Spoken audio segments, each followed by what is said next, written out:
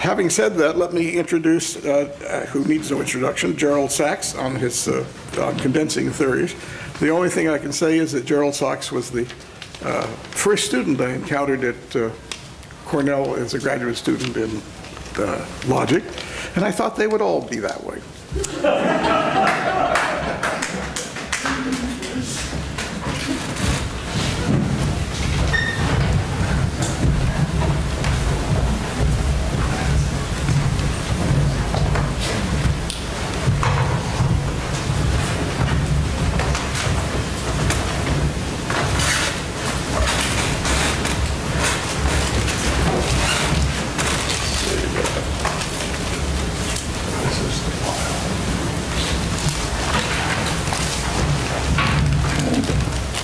I need another USB port.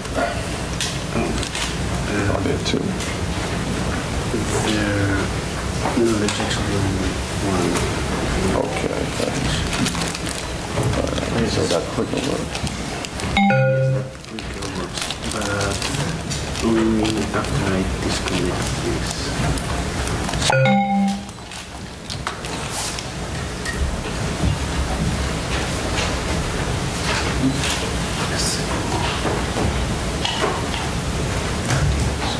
This one. So I am just copying from the desktop and I will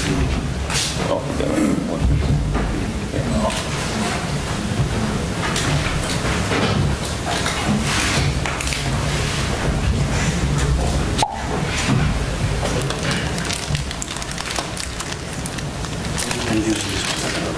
No, I'm very fond of this.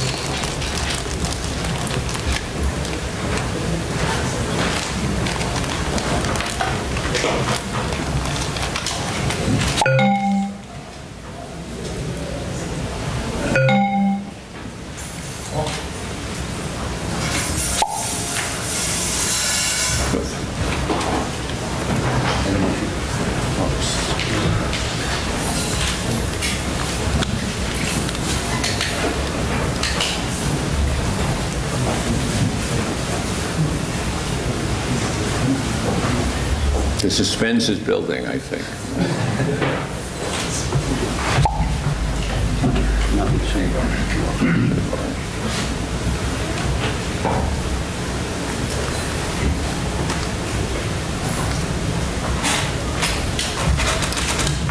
So Sergey, it's a pleasure to be here. And Ed, my congratulations on your birthday for all the ones you've already received. Thank you. The Sergey I know is extraordinarily courteous, generous, energetic, enthusiastic, all the things I would like to be myself. He's a remarkable colleague.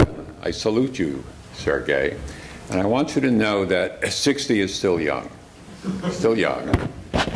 And in fact, just the other day I said to myself, it's springtime and oh, to be 60 again. All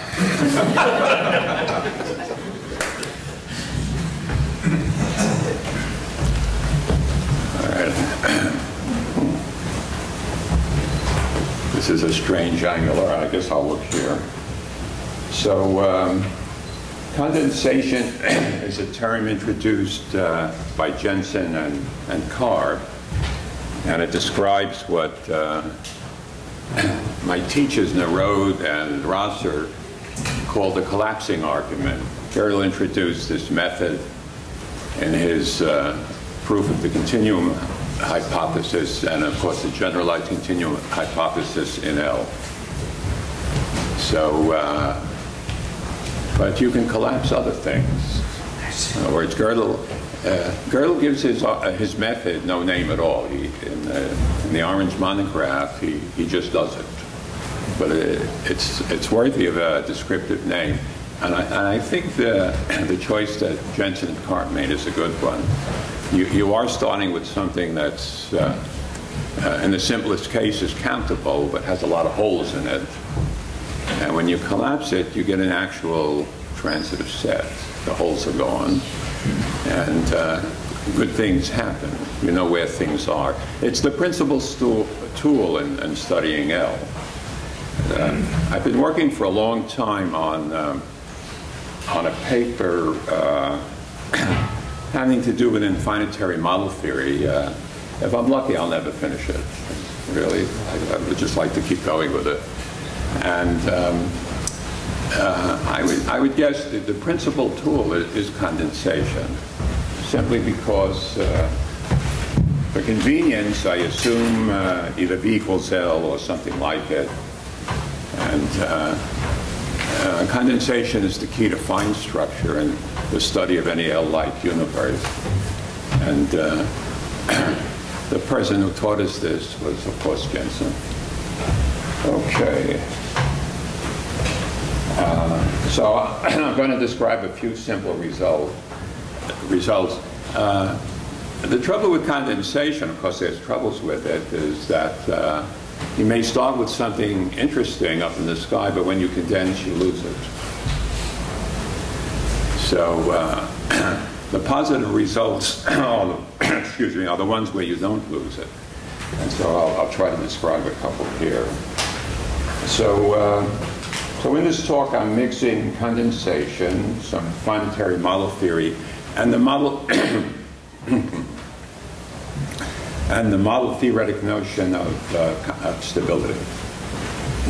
Okay.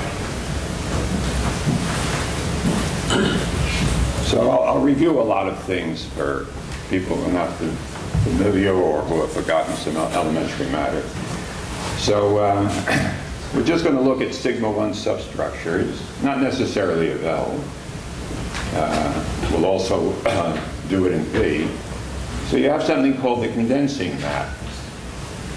And there it is. M of x is just the result of applying the set you get by applying M of y to all the members of x. So x is a typical member of H. And it's good to think of H as countable, and a typical member X of H is uncountable. That gives you a clear picture of what's going on.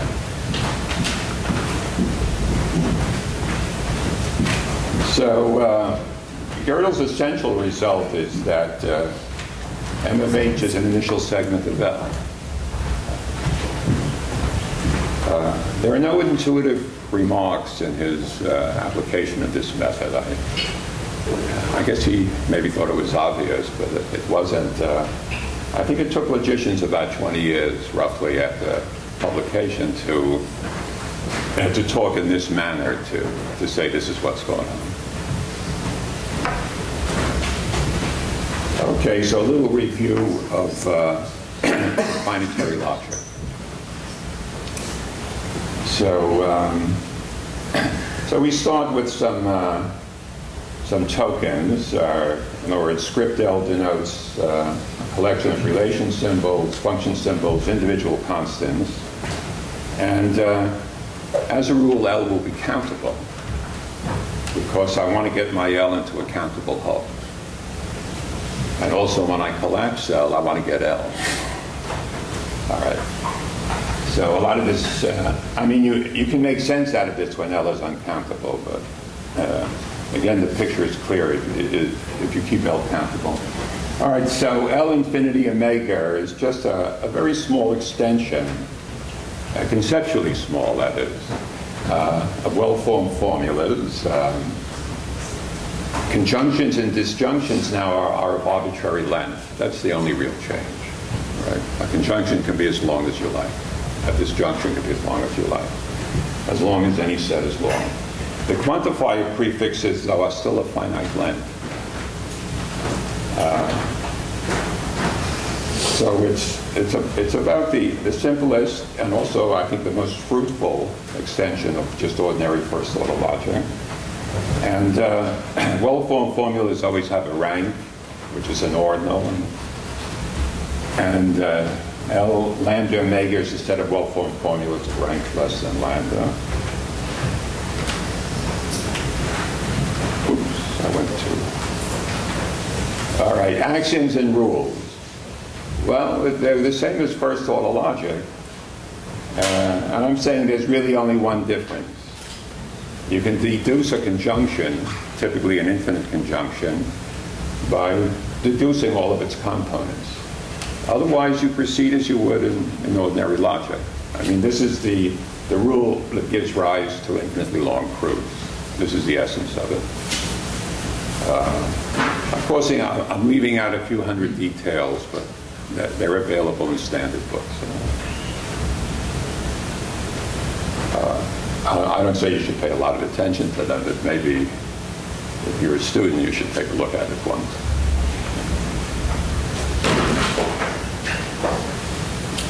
There's a notion of a fragment, which I don't define here, but essentially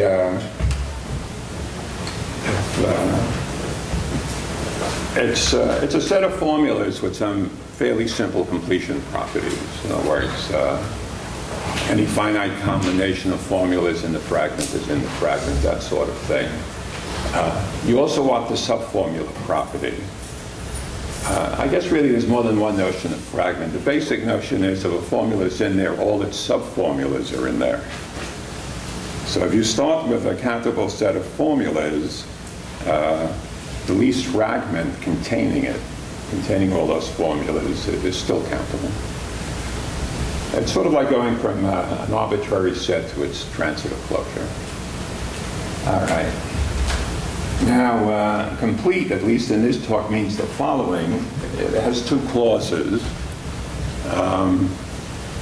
So you have a fragment, and a theory created out of formulas in the fragment is complete.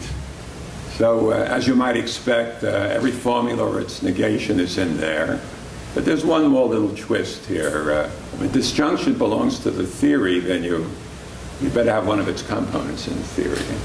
It may, in other words, if you're saying a disjunction is true, you better have that one of the components is true. That's all there is to that. So here's a few things I'll remind you of. Suppose you have a fragment. If it's countable and consistent, then it has a model. That is the theory T. If it's countable and consistent, then it has a model. The countability is the main assumption there. If you have an uncountable fragment and a T, which is consistent, it might not have a model. So that's the interesting thing. This is the point where infinitary logic becomes interesting. Uncountable theories which look pretty good in terms of consistency, completeness, blah, blah. Sometimes they don't have models. So, in other words, familiar arguments from first order model theory break down at this point. So, in fact, that's what caught my attention. That's what got me interested. In other words, how do you get around this? How do you skirt this? All right, so following definition is helpful. Here's a weaker notion of consistency. In other words, you only worry about deductions which are finite. So this is much weaker than consistency in the sense of L infinity omega. Much, much weaker. But useful, because we understand it better.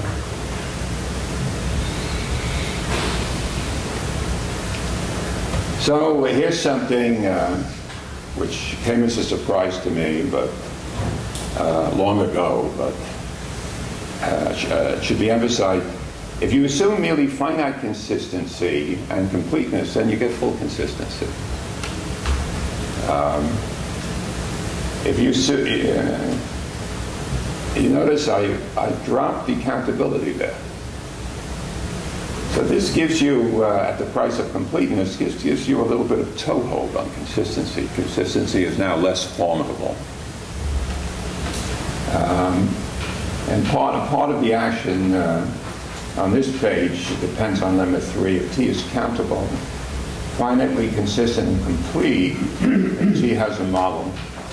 The first time something like limit 2 is proved, as far as I know, is by Ori, O-R-E-Y, who was a student of Rosser. That's long, long ago. All right, pushing on. We're getting into the condensation now. So, as I said earlier, the set of tokens L is countable. T is consistent and complete. In some fragment Z, of L infinity omega. Now, I'm using a weaker notion of fragment here. In other words, this weaker notion of fragment, well, Z is still closed under finite combinations of formulas in Z, but the sum formula property is now in the weakest form, namely, if a disjunction is in there, one of its terms is in there. Okay. Because I want to allow for the possibility that Z, in other words, this allows Z to have some uncountable formulas and at the same time be countable. All right. So I take a sigma 1 substructure of B, H, and I'm interested in the condensing map. And then there's an assumption here which has to be made, but you usually get it for free in applications, concrete situations. Namely, I'm assuming that when I apply the collapsing map to Z, the result is in Z. See, so otherwise an annoying thing might happen. You might have an uncountable conjunction in the fragment. But of course, the whole might be countable. So only countably many factors of the conjunction are in the whole. So you now collapse them, and you've just got a countable conjunction. Well, I'd like that to be in the fragment. That's all I'm saying. But I repeat, you often get this for free, so don't worry about it too much. Yeah. So this is I guess the what is the word, eponymous theorem of the Taug. M of T is an initial segment of T. So I'm claiming that if I collapse an uncountable theory, I'm going to get an initial segment of the theory.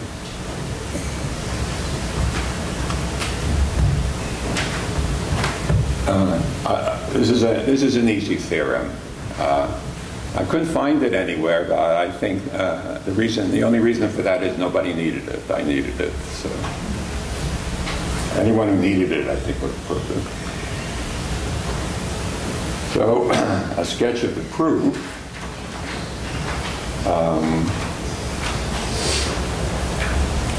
So I construct a countable partial model of T intersect H. All right, so H is a countable hull, and I've got T a member of this hull, but only countably many of the formulas of T are in the hull.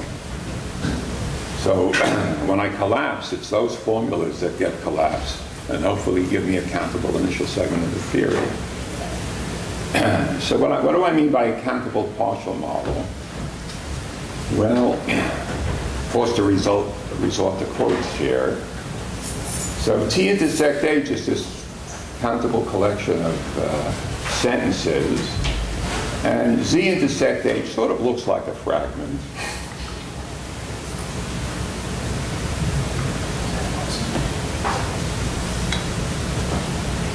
All right. And now, one reason I say this, since I had a sigma 1 hull, if a disjunction got into A, in other words, there was a sentence of T which was a disjunction, and it got into the hull A, then one of its terms got in. So you get that for free from the sigma 1 list.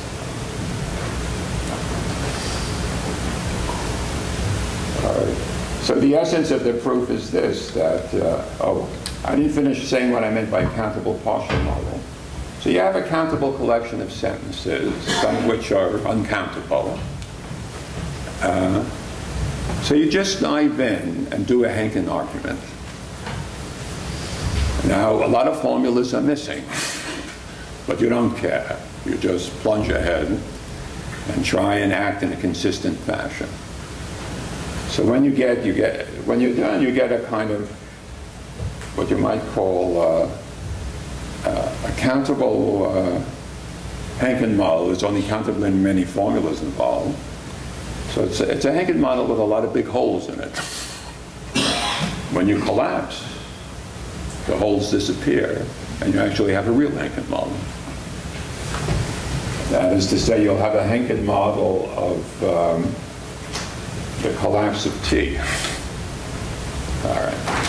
But the following proposition is easily proved by induction on complexity. In other words, if a sentence F in the language of A, with names for the elements of A, is true in A, then so is its collapse. But if F is a sentence of T, it's automatically true of A. So when you collapse it, you're getting an element of M of T. But according to this lemma, it's true in A.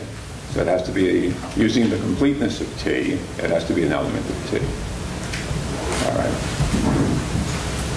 So that's all there is to that. I think that's what I'm saying there. So it's, my experience with this proposition is it's very easy to write down a false proof. There are some details there that are annoying. I hate details. I don't know if you feel the same way. I mean, the theorem sounds intuitively obvious, doesn't it? I mean, but somehow I was repeatedly defeated by some minor detail, but I finally ironed it. All right. I have a definition that I guess is useful mainly for this talk.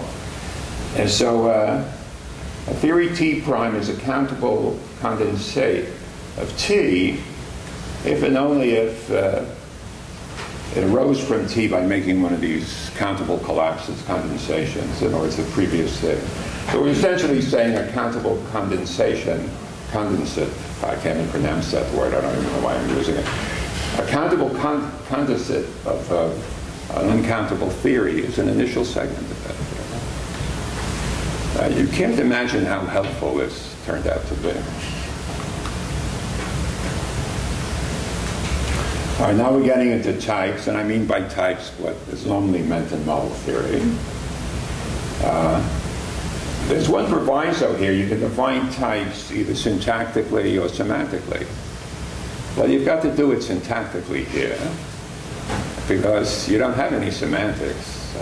As I said earlier, there may not be a model. In fact, there may not even be any types.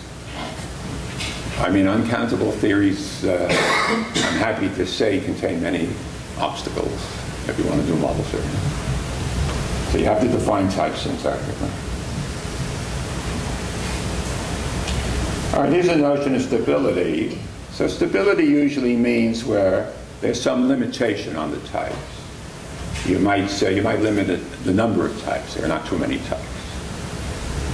Or you might limit the complexity that they have. You might have some appropriate notion of complexity. Then you might, let's say, but you limit them in some way. So here, just by brute force, we say that we're moderately stable. Of course, there's a notion not in this talk of severely stable, but so this is only moderately stable.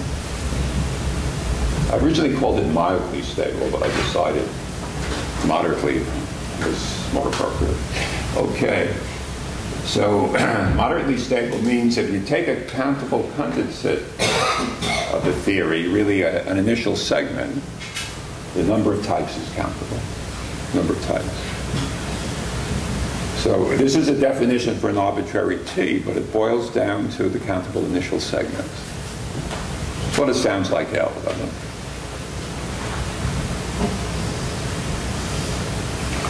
All right, this is A1 of X, the sigma 1 admissible closure of X.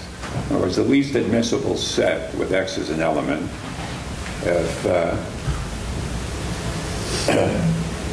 If you started with little omega, lowercase omega, and you took the admissible closure, you would just get the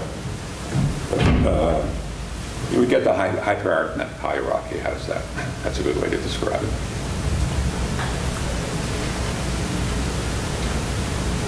So here's the theory. Here's another theorem that owes a lot to condensation. So T is moderately stable if and only if S of T, the set of all types associated with T itself, is a member of the admissible closure of T. So one could have taken this as the definition of moderately stable, but it's misleading, I think. So this is stability, which seems to have nothing to do with saying how many types there are, but it's saying something more about their definability and complexity. If T were a countable theory, say even a computable one, then this simply says the set of types is hyperarithmetic.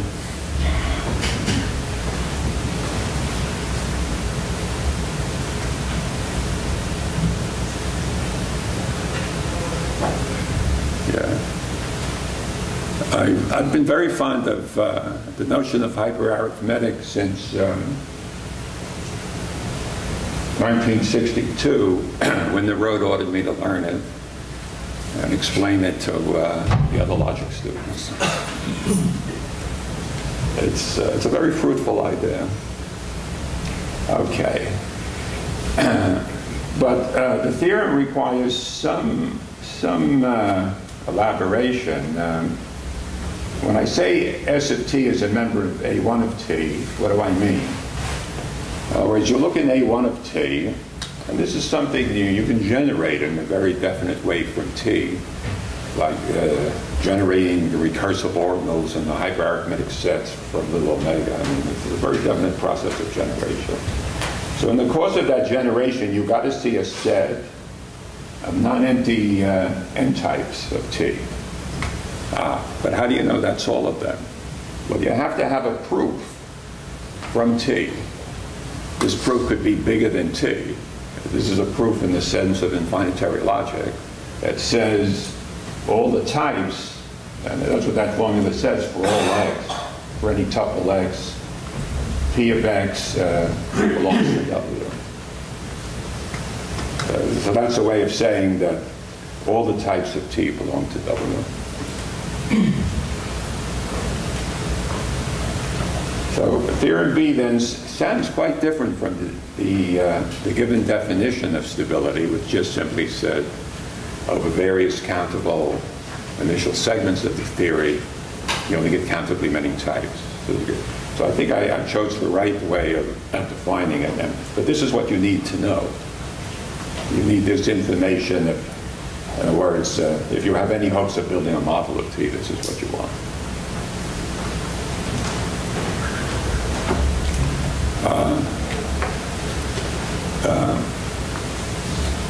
I could say something about the proof of that last result. It goes back, I guess, to constructive descriptive set theory.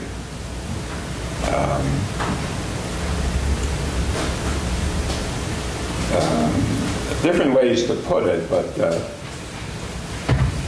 if you have a light phase sigma 1,1 set of reals, every one of them is hyperarithmetic. And furthermore, they're all recursive or computable from a single hyperarithmetic real. And that goes back, I guess, to a theorem of Lucen. But you need the constructive version. Then you have to adapt it to an admissible set theory, but that's not a problem. It sort of becomes a compactness argument in this setting. It's a kind of bar-wise style compactness argument.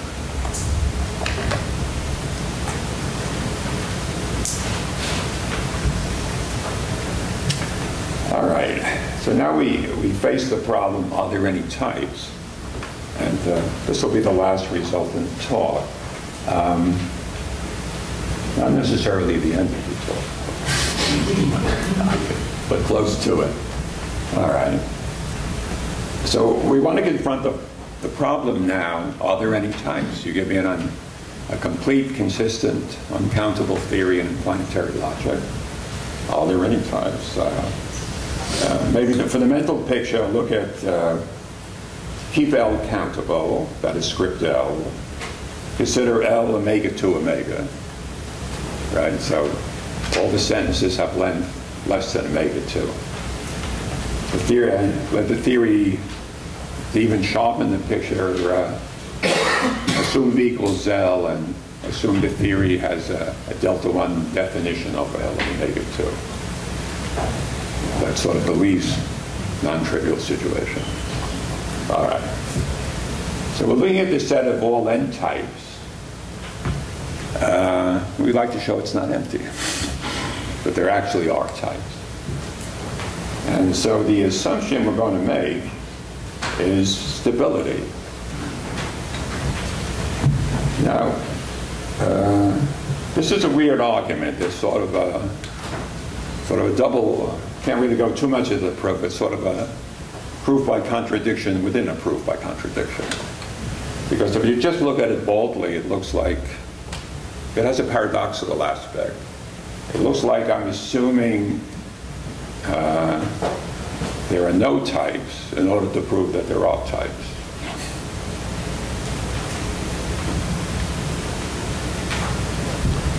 All right. Well, I could assume there are types, in which case there are types. So the only other case is to assume there are no types. All right. Okay. All right, so I'm assuming, so stability is what gives us the existence of types. So there's a mildly paradoxical aspect there. By assuming stability, I'm limiting how many types there are. I'm saying there are very few types. And somehow that leads to a proof that there are some types. Yeah, so it sounds like very much it has the flavor of assuming there are no types, hence there are types. All right. So this is the last slide. Let's see. So I start with a sigma 1 substructure. I forgot to say it's countable. T is in there, of course. And I go to the condensing map. So now I'm downstairs. M of T has an actual hunk of theory. Its initial segment of T. It has an actual countable model. I mean, it's consistent and complete. It has an actual countable model. Oh, what I'm trying to prove there's a type, one of whose members is this given formula. There is an XFX. Right? You would want to know that if you're doing a certain kind of Penkin argument. I have a formula, it's consistent.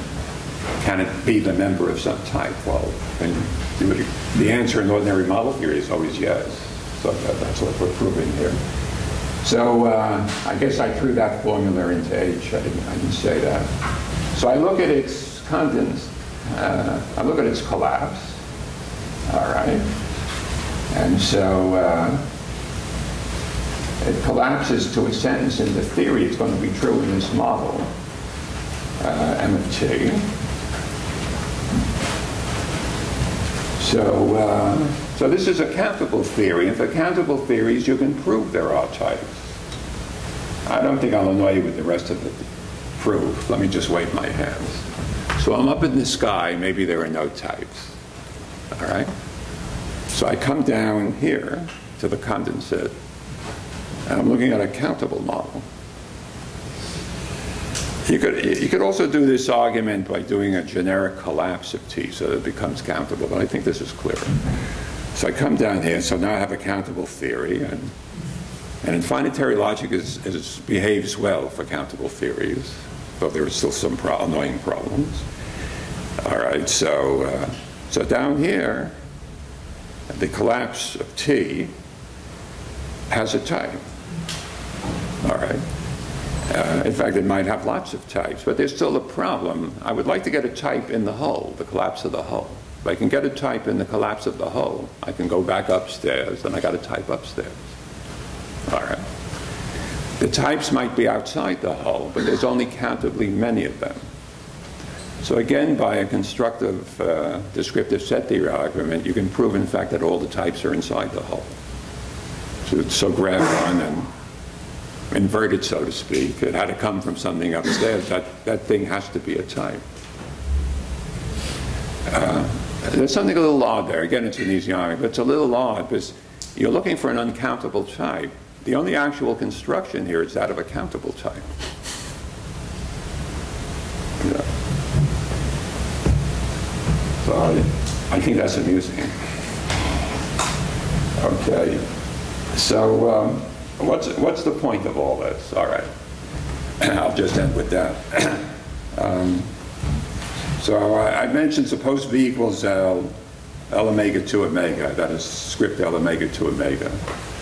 A theory of that length, omega 2, complete and consistent, does it have a model?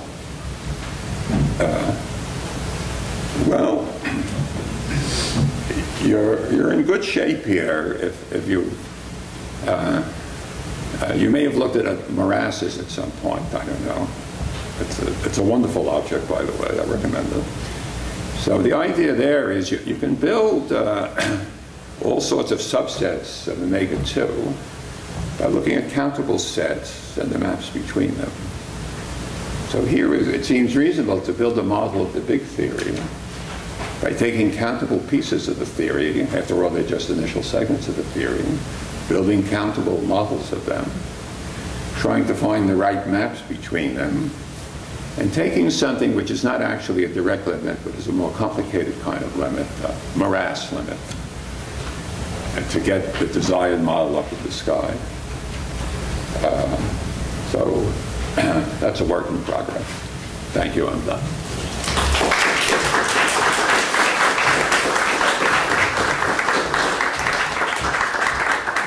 Time for questions from the audience. Come, we must have at least one question. I have one, so can you talk some more about S of T prime, where T prime was about how you said it had to be defined syntactically, the set of types? Well, I'm not sure what the question is. Can you talk more about S of T prime, where T prime was a condensation? And you said that the types had to be defined syntactically? Yeah, well, I left out a lot of things I could have said. All right. So as I did say, you define them syntactically because you don't know their written types. All right. But you do have a grip on the notion of consistency and completeness. A type is defined in terms of, syntactical consistency and completeness property. If you don't know that you have any, at least you have a definition. You know what a type is. So I guess one of the things I forgot to say that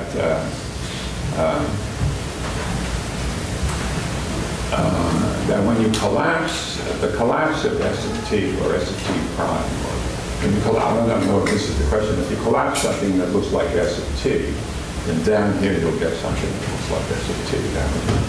Is that what you're getting at? I mean, like, what are you missing from the definition? What's the semantics that you're missing that you're not? Well, constructing a type is on the same order of difficulty. Defining a type semantically makes no sense to me unless you have a model. If you say, here's a model, take an element, take all the formulas that satisfied by that element, then you got a type. Is that what you're... So you don't mention model? Yeah, because I don't know that I have any. Sure. Okay. But as you said, at least you have a definition. Yeah. Another question from the audience? Otherwise, I will ask one. Now, this is, of course, as usual, mine is a comment. When I translate this in my mind into Boolean algebras with infinitary operators and so on, it suggests to me that looking at what happens when you take, for example, Banach spaces, which have the equivalent in its limit thing of the infinitary operator, what happens when you actually mix that with the collapse? In other words, you're in L. You have one of these things, and you want to know what the relationship is between the thing with the limit properties and what you can say about it and its collapse. It just suggests to me there's an actual mathematical subject. Well, thank you, Gerald, for a lovely talk.